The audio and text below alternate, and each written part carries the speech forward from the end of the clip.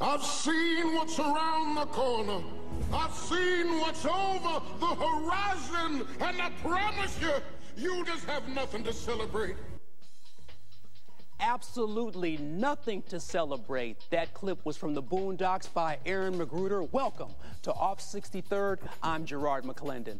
Decades after the Reverend Dr. Martin Luther King Jr. transitioned from agitator to martyr, we ask, are men stepping up to the plate?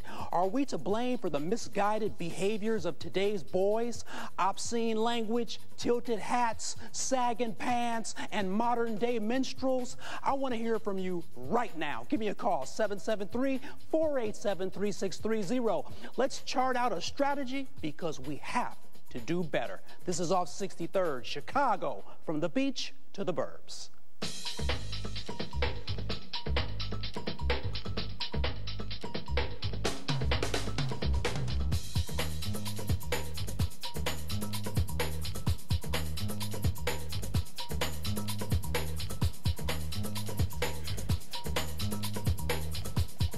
Are we living in a modern-day minstrel show? Thank you for joining us. You're watching Off 63rd, and you can call me right now, 773-487-3630. You can also listen to us on the web, WKKC.FM, and on the radio at 89.3 FM. Joining me tonight in the Off 63rd Forum, the chief facilitator of Hip Hop Detox and executive director of the Task Force Community Network, Brother Enoch Muhammad.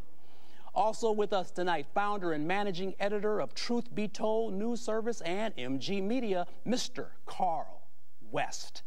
And rounding out our forum, ESPN commentator, motivational speaker, former NBA player, and fighting Illini, flying Illini point guard, Mr. Stephen Bardo. Gentlemen, welcome to Off 63rd. How you doing? Hey, let's get ready to rumble. Let's make sure you get your crossover on because we are about to get busy. We just heard that clip, gentlemen, from the Boondocks. Aaron McGruder.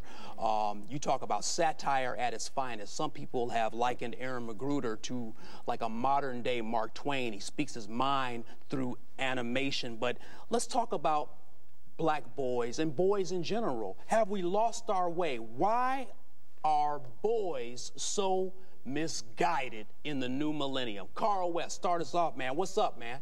Well, I'm always going to be of the point that, we have a section of little black boys who are definitely lost and misguided, and the sole responsibility for that misguided behavior of young black boys, of course, is the lack of men, the lack of manhood, the lack of fathers that are directly impacting their lives. So, we have that issue, but we don't want to, look at that as being, I think, the norm. I don't want to look at it as being a norm. I hear statistics, but I'm not always in favor of those statistics because I think that the average man who has children are definitely at least attempting to do the right thing. Okay. Oh, okay. Brother Carl, and I want to talk about some of these statistics a little bit later because I'm glad you brought up the S word because so often things are jaded according to media. And we're going to talk about mass media as well. Brother Enoch Muhammad, talk to us, man. Boys being misguided. We see them on the street corners. We see sometimes rampant misbehavior. What's going on, Enoch Muhammad? Unfortunately, that's what the media wants us to see, unfortunately. If you want to see something different, then you have to go places where different things are happening.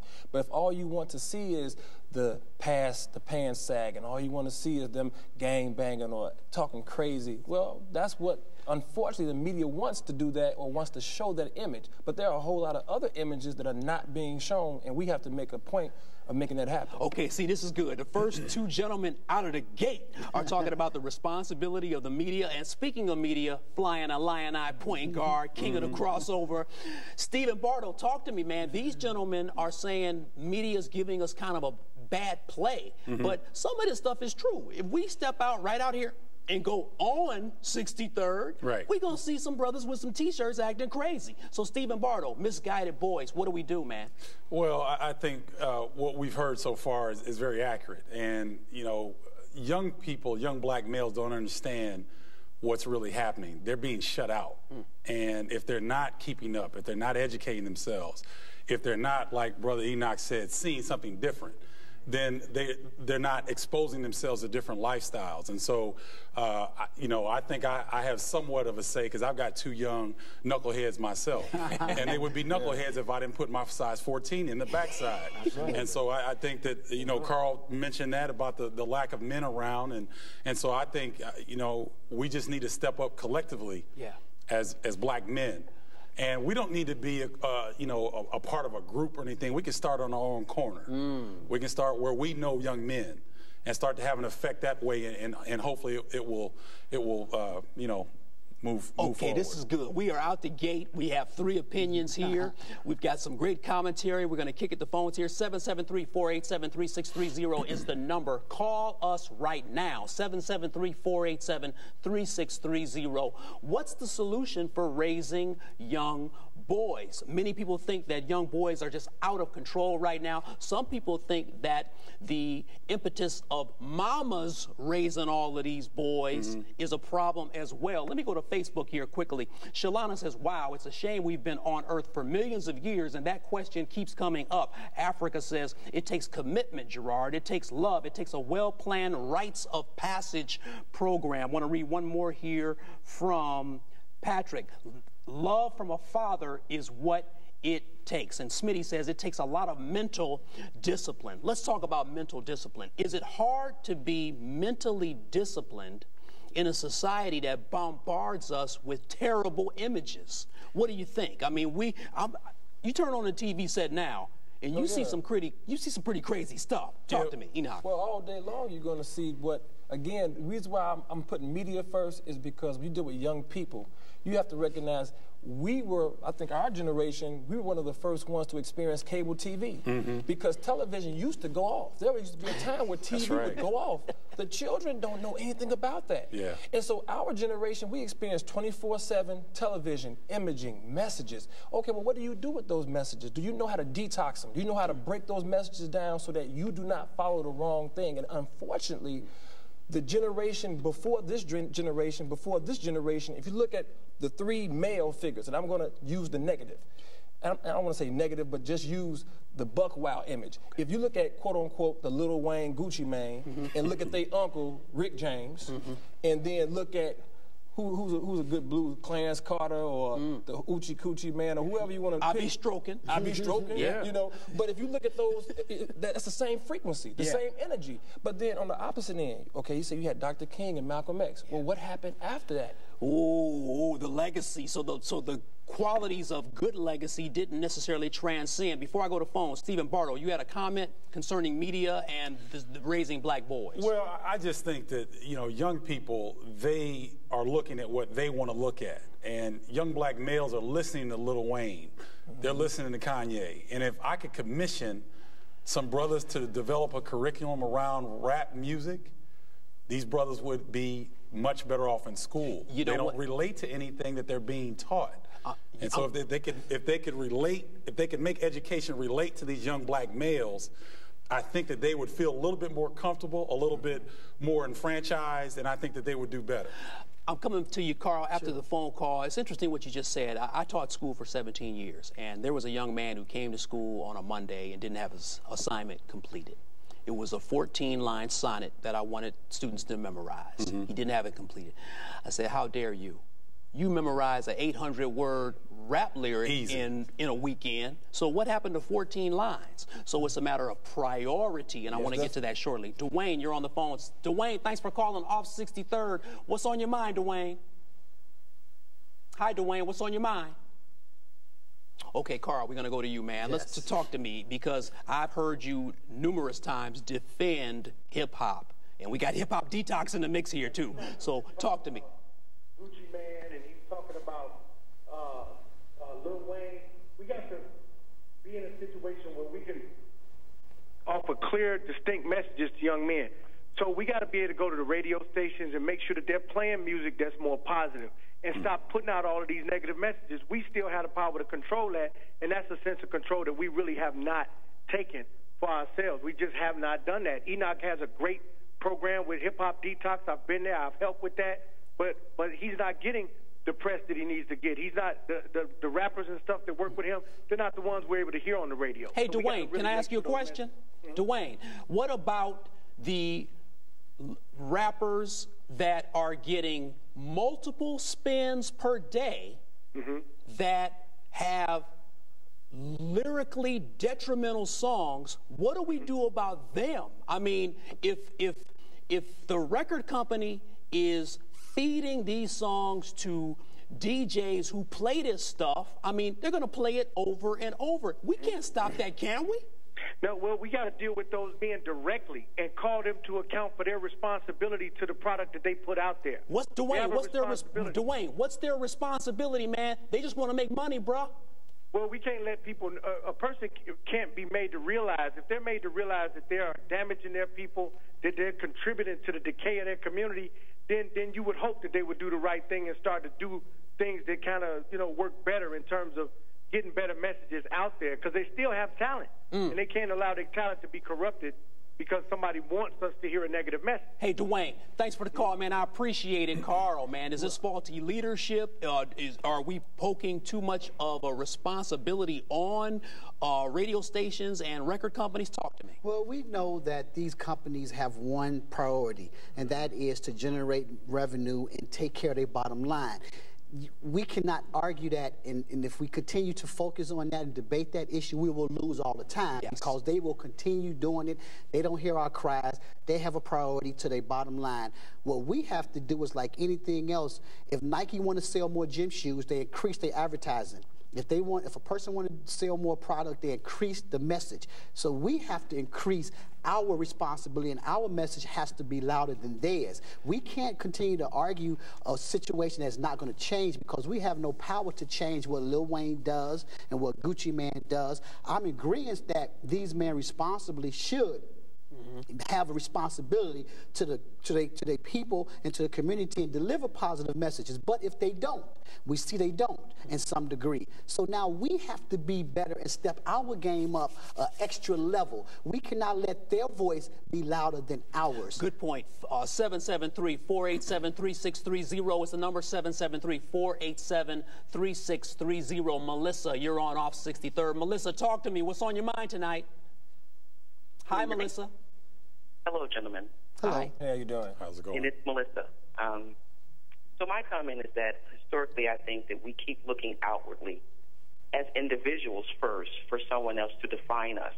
When you do not know who you are, you'll follow anything because you're not clear. Personally, I think it's for your parents first to research who we are. We didn't get here in the past 100 years. We were somebody before we came here. So people who are lost will follow anyone.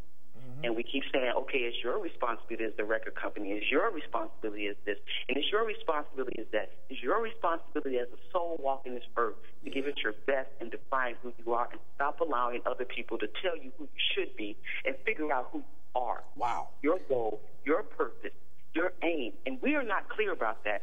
All we have is a bunch of lost children, men and women, not just the black men. The black men take it too hard. Black women assisted in this situation. We raise the children. We bear the children. We are the hand that rocks the cradle. The first delivery of information is given from me, the woman. This is who you are, son. This is who you are, daughter. Those children don't know that. I'm not angry at them. I just wish that we had more adults, more people, not Jesse Jackson, nothing against the brother, not Tyler Perry, nothing against the brother. But the people sitting at home every day they see. Yes. Teach the children how to love their self because they're looking outwardly for love, which is a dead-end street. Yeah, Melissa, thanks for the call. You know what? Bob Marley said it best. He said, don't know your past, you don't know your future. And it's so true. You know, knowledge of self becomes an integral part of us raising children correctly. I see you, Carl. I got to go to Stephen Bardo. Stephen, you wrote a book, man, How to Make the League Without Picking Up the Rock. And when it comes to responsibility and knowledge of self, how does your book relate to this topic? The title, How to Make the League Without Picking Up the Rock, it's a play on words. When we were in college, Howard Griffith, Mo Gardner, the football players, the league was NFL. For us on the flying line, it was the NBA. For the track athletes who got to the Olympics, it was the Olympics. And what we try to do is, you know, in the book, is to show young people, particularly teenagers, that you can make the league. You can be Garrard McClendon. You can be something in another field, because it's so difficult to get to the professional level. It's so difficult to be a successful a rap artist. It's very difficult to do those things, but there are a plethora, a huge amount of career choices that our young men aren't exposed to. I think you said it earlier, it's the exposure, and, you know, part of education is travel. A lot of these kids haven't been off the South Side. Not at all. And so if they don't get out of their neighborhoods and they look at television and they listen to music, well, they have a very small window to look at and to measure themselves by. This is interesting. So part of some young people being misguided is the lack of exposure. This is interesting, and I think that the caller was relating that in terms of adults being responsible enough to expose children and being man and woman enough to discipline children. Hold tight, Enoch. Carl, you had a comment. Well, I just want to go back to the point that I had made earlier, that, I mean, I just think it is absolute time that we step our game up and stop trying to say, well, here's the reason why. I think we know the reason why. We've traveled down this road so long before. Now it's time to shut up on the reason why and step up on how are we as collectively, men, women of our community, going to change our own behavior so that we can give more to the young people in the streets. We cannot just kind of walk through this maze like, because it's not my child in a sense, or I'm not involved in that stuff over there, right, and we just kind of stay away from it, but yet we point a finger from a driving car, a moving vehicle. We have to stop that car, and we have to change our environment. Enoch is doing that. My brother Stephen is doing that in all of our endeavors, but we have to have all of us doing that collectively. If you're not doing that, don't call in and complain. Don't write me and complain on my news service. Don't do any of that unless you can tell me, well, here's what I'm doing in my community to change it. And you know what? All points on deck. I see Enoch. We need to hire some drive-by grandmothers. We need to hire some grandmothers to jump out the car. Because I'm just keeping it real. Y'all had that, right? Y'all get that. Y'all get that backside tap. Come on out. And I know we can't quite do that today because it's different things. But boy, it would be nice to see that. It's too bad that we can't do that today. Seriously, man. Says who? Yeah. Go. What you mean? Talk to me, Enoch. Talk to me. You must don't know. It's a way around everything. People feel it. People feel the ride, spoil the child. Well, that's true Hey, now. if my son got to get tapped up, excuse me, son, I need to see you in aisle 5. No, I'm saying your son. Yeah, my son. But we used to be able to touch everybody else's children. Way around that too. Community. Okay. Community. Let me go to the phones, gentlemen. I got Charles on the line. Charles, you're on Off63rd. Charles, talk to me. What's on your mind this evening? Hi, Charles. Yeah, how you doing? Pretty good. Hey, I turned this program on by mistake. And I want to say that everybody that's talking there, you all have the right idea. Now you just got to put it all together. All right? Yeah. But I think the main problem with everything, not just black children, white children, everything, is you're not allowed to discipline your kid. You got to find a way where they got to separate discipline from abuse. Wow. And I tell you, I went to an all-black high school. I went to Chicago Vocational. I was a freshman during the King riots. And when I graduated, there was 890 people in the graduating class and 13 whites. And all these people came out with educations. Everybody tried. And I don't know what stopped it. But the gentlemen that are up there talking, you're on the right track. And just to make it work now. Hey, Charles, thanks for the call. We appreciate the compliment, and thanks for watching Off63rd here on WYCC. Huge comment. Enoch, talk to me, man. Look, what he just said reminded me of a study that was done. In the 1950s, they were looking at the major influences of young people. In the 50s, the #1 influence of young people was home. Number 2 was church. Then you had school. But they did the same study in the 1980s, again, when cable TV and media began to accelerate with the technology advancements. #1 influence of young people was peers. Number 2 was television. I'm not surprised. So if you flip the script in that way, and it was in the 1980s, and with the advent of what? Everything from cable TV to the internet to social media. The brick phone. From the brick phone to the cell phone with a camera. Right. You know, when you begin to see this, well, we need to have exposure to truth and habits that show you what it means to be a parent. Because I've been to schools 7:30 in the morning doing work in front of an elementary school, and mama is listening to Gucci Mane. When the door opens, you smell blunt smoke coming, and it's a 1st and 2nd grader in the back seat. Right. So when you say, well, we want the children to be better, I'm sorry, the apple don't fall too far from the tree. So if you don't find a way to circumvent what you can, because we don't go home with them.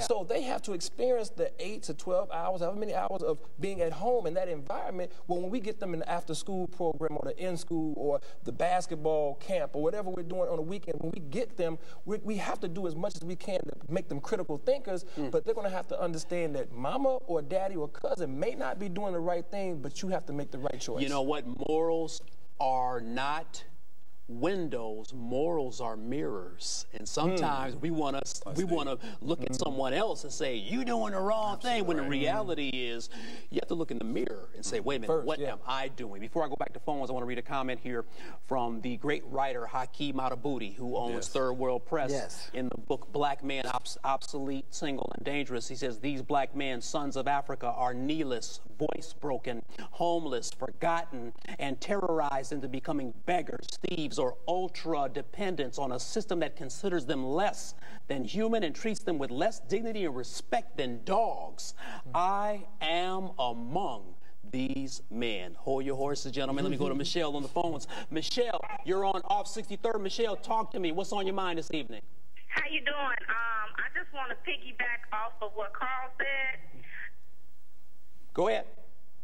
Oh, I'm sorry. These fathers or these daddies, they need to be more consistent. You know, you can't be like a father or daddy on Monday and then Thursday you're not around. Hey, you Michelle. know what I'm saying? It's like if we see these guys hanging out on street corners, jump out your car. You know, interact with them, talk to them. We trying to save lives out here because, like Carl said, all of these kids are our kids. True. Michelle, thank you so much for the call. She's right. We as men, we do have to step up. And I had 2 more questions here. Did Dr. Martin Luther King, did he die in vain? I want you guys to think about this now. Did he die in vain? And check this one out. Are we just inherently trifling? Or is trifling a Pavlovian response that black men have? Woo! That needs to be a 2-hour show, doesn't it? Carl, talk to me, man. Well, of course not. Dr. King's journey and his death was not in vain, because you look at us. Okay. Look at these brothers right here. And that shows that his journey was not in vain. So that's the first question, the answer to it. Second of all, I want to go again on believing that the bulk of our young people and are good people trying to do the best they can, going to and from with what they have. And a prime example is an urban prep. And there are lots of urban preps around Chicago, around the country, who are graduating young brothers who are on point. So let's not forget that, and let's not denounce them for the hard work that they've done and the support system who provided for them to do that. So I'm cool with that. So Okay, so let me ask you this just quickly. Stephen Bardo, Dr. Martin Luther King did not die in vain? No. Of course not. What about you, Enoch Muhammad? No, not at all. Okay, let me just go quickly to something that we want to show our viewers. We can curse the darkness or we can light a candle, and we would be remiss if we didn't add a shade of optimism to this show. Our Student View segment, produced by Level and Chris, takes a peek at Anthony Rochelle Jr. and the work he's doing in Bronzeville. Take a look.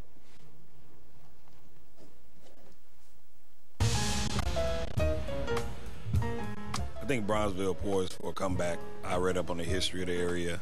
I know that the roots are deep with jazz, live blues, a lot of different things, good eating. And when I came around, I looked at the area, investigated, and there was really nothing here at the time. And I felt coming back to the area would be great. It would be a start of something big. We have a lot of different projects going on, and I just wanted to be one of the first to be a part of the movement. not only being a spot where people can come in and listen to live jazz if it's blues, but I also want to be a part of the community, being maybe even a beacon of light, community service driven. I want to get out in the community and show them opportunities for our youngsters to come out and do something different. So I want to highlight different areas of powerful black men in the community that start their own business and actually do positive. We offer a Creole cuisine. Creole food is something that's from Southwest Louisiana. It's something that people thrive for, want, down south cooking, and something I decided to bring up here. We thank the McCormick and Theo Foundations for Student Views. Gentlemen, let's go to some final thoughts. What can we do to flip the script? I need to know from each of you gentlemen in just a few words here, what are you doing to mentor and volunteer in your inner circle? Stephen Bardo first. I have the fortunate, I guess, I'm ordered to go out and speak to young people around the country. And because of the exposure I get with ESPN nationally, being an ex-NBA player, having a father that's a college professor, all those things put me in a position that I have the responsibility to go out and spread the word. It's good news, good news. Enoch Muhammad, Hip Hop Detox, quickly. Quickly, Hip Hop Detox, we're traveling all over the country as well. We're on a tour called Check Up From the Neck Up, which is based here in Chicago, which deals with not only tobacco prevention and healthy lifestyle choices, but we're also dealing with the violence prevention issue at the root. The thing that we want to do is make sure that Garrard McClendon and Stephen Bardo and my brother here, Carl Rest, can have their own Hip Hop Detox. So what we're doing is putting together the social franchise package. So just like you have a Boy Scouts and Girl Scouts and those things, that's what we want to do. We're going to talk about it after the show. And Carl West, quickly, man, mentoring, volunteering. I got the Truth for Literacy after-school program around Chicago. I got Next Generation Leadership Council, co-founded with Mace Jack. We are building the next generation of leaders, and that's what we do. That's our responsibility. Man, I appreciate you gentlemen being on Off 63rd tonight. You know, thank you for watching Off 63rd, and thanks to my guests, Enoch Muhammad, Carl West, and Stephen Bardo. You may call me after the show, 773-487-1352, or send me an email at gerard@off63rd.com. Thank you for watching. Hey, remember, victory, it's yours. Stay positive, keep your head up, and always be encouraged. Good night.